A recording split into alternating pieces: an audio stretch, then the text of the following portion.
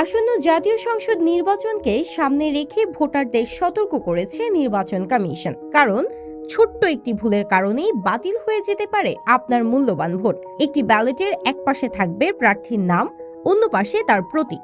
Vote দেওয়ার সময় presiding officer আপনাকে ব্যালট পেপারের সঙ্গে একটি নির্ধারিত সিল দেবেন। গোপন কক্ষে গিয়ে পছন্দের প্রার্থীর ঘরে সেই সিলটি স্পষ্টভাবে মারতে হবে।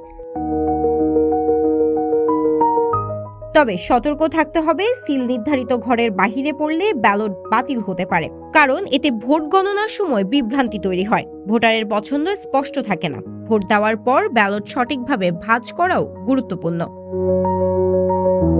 ভুলভাবে ভাঁজ করলে সিলের কালি অন্য প্রার্থীর ঘরে লেগে যেতে পারে এবং সেই ক্ষেত্রে ব্যালট বাতিল বলে গণ্য হবে। একই ব্যালটে একাধিক প্রার্থীর ঘরে সিল মারলেও ভোট বাতিল হবে, কারণ এতে নির্দিষ্ট কোনো পছন্দ বোঝা যায় না।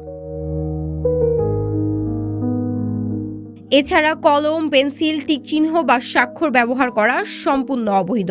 শুধুমাত্র নির্বাচন কমিশন নির্ধারিত সিলই বৈধ হিসেবে গণ্য হবে। ব্যালট পেপারে এমন কোনো চিহ্ন রাখা যাবে না যার মাধ্যমে ভোটারের পরিচয় শনাক্ত করা সম্ভব। ইচ্ছাকৃত বা অনিচ্ছাকৃতভাবে কোনো বিশেষ চিহ্ন থাকলেও সেই ব্যালট বাতিল হবে। নির্বাচন সংশ্লিষ্ট কর্মকর্তা বলছেন, প্রতিটি ভোটই গুরুত্বপূর্ণ। একটি ভোট নষ্ট হওয়া মানেই একজন নাগরিকের মত প্রকাশের অধিকার হারানো।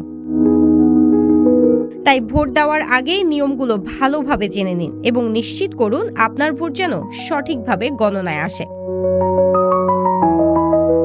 এরিকা ইসলাম, সিটিজি পোস্ট, চট্টগ্রাম।